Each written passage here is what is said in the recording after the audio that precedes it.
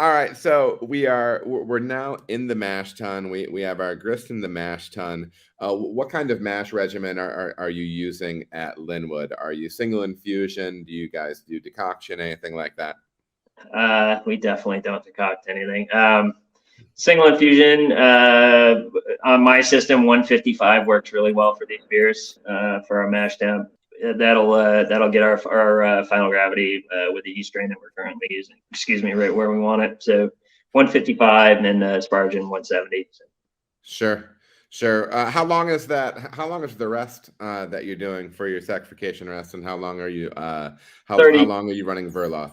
Yeah, 30-minute rest, usually 10 to 15-minute boil off. So. Do you? I feel like my Verloff is a little bit on the slow side because I am so paranoid about sticking something. So it does for me. I'm about 25 minutes, but I think it's purely just the rate at which I'm recirculating. Yeah. But I don't know. It's a comfort level thing, and it's 10 minutes. I mean, if you can spin yours in that amount of time, I would rather be doing that. But there's just certain things you can't make yourself pull the trigger on. For sure. Yeah. I'm a world champion at unsticking the mash tun. I have a lot of practice.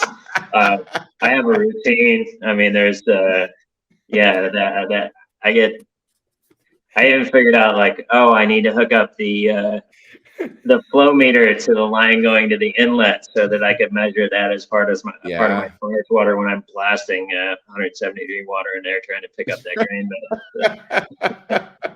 For some reason, I'm just picturing like a batter like doing his pre-stepping into the batter's box ritual. Like you're already, you know exactly what that. Yeah. Or that one fella that shuffles who makes me uncomfortable. You got to do the gloves. All right, man. So we are in the mash. We know we're looking to have a mash rest at 155. We're sparging with 170. Let's talk about that water that's going in. We already know the temperature, and this is kind of one of those styles where I think you can hit a mid-range of beer styles depending on what your water is like, and kind of get into a decent range of what you want in the final beer. But I think there's a pretty strong argument to be made that most of us have to do some pretty heavy manipulations on the water side in order to kind of deliver what we're looking for in these hazy IPAs. What's kind of the regimen that you guys follow as far as water? And P.S. It was Andy that taught me how to do anything that I know about water work. So Andy, go ahead, brother.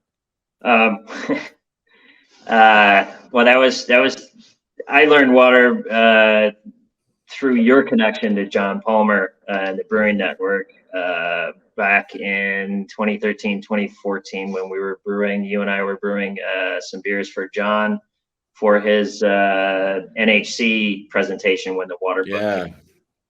And that opened up some channels with me to have access to him via email, and I used to pester him constantly with questions. Dude, the nicest guy. Absolutely. He responds so fast.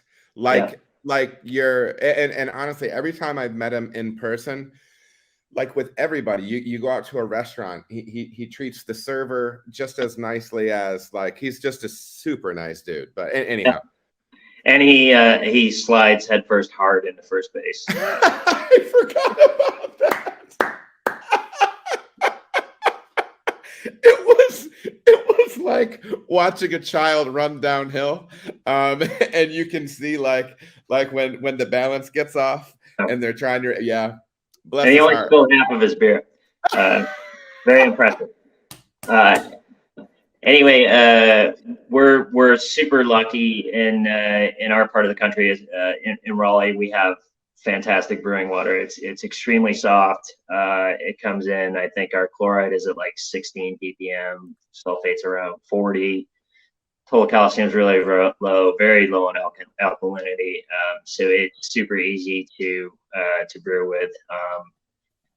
So with these beers, typically we're 3-to-1 chloride to sulfate. I don't actually add any sulfate, so we've already got, like I said, 40 to 50 ppm in there, and we'll usually triple up on the chloride side, go up to about 150 parts per million. we're adding that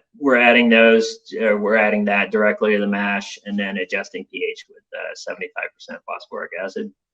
Nice. We're also we do also add chloride directly to the boil, just to hit those final finished beer, ppm. So Sure. And a so lot what's of the chloride and sulfate that you're adding to the mash ends up getting used up in there, so it doesn't actually make it into the final beer. And sure.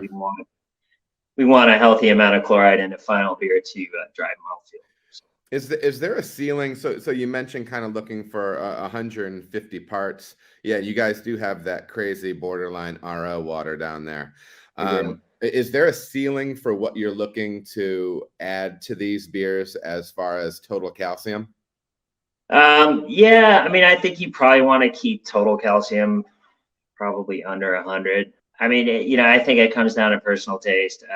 What you're after in a beer. I mean, you want at least 60 in there to help populate. Beyond that, you're gonna, you can dry body with it, and then probably don't want. I'm not sure what the threshold for sensory is on chloride, but I mean, people talk about hitting it. I know some people are driving like 300 ppm in these beers. Yeah. So Yeah, and I don't know personally. Like, I haven't experienced at what point they start to taste minerally. Sure. I know I've listened to some interviews with like just insert like Hot Boy Hazy IPA brewery here, whoever they are, people that people line up at their breweries or whatever.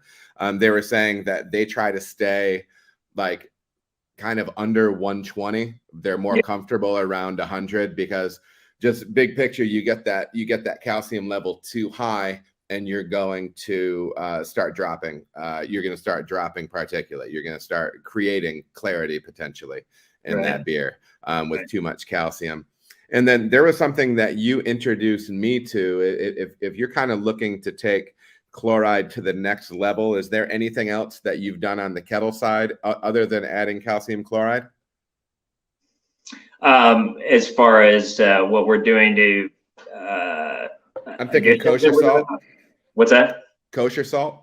Yeah, we've done that. We've done that in the past. I think we were adding for a little while. I think a pound each of chloride and salt. I mean, it just helps with the, you're going to get a big round flavor out of it. Sure. It was something we looked at, the salt levels we were using at Goes at that point, and trying to get a little bit under that so you can actually taste it, but just to drive the mouthfeel in the beer. It's certainly another lever you can pull on these. We don't do it anymore, but if it's something to play around with. I still mess around with it, and it's so I'll use up to 12 ounces in a 15 barrel batch. And I mean, big picture, what you're doing is you're looking at adding more chloride without adding more calcium, right? Yeah. So the reason none of that's going in the mash, you can just go straight into the kettle so it gets into the finished beer, but you're not continuing to stack that calcium up too high potentially. So yeah, that makes sense. And like you mentioned, you're in that 150 range. I've heard people there, and like you said too, all the way up to crazy 300s and things like that.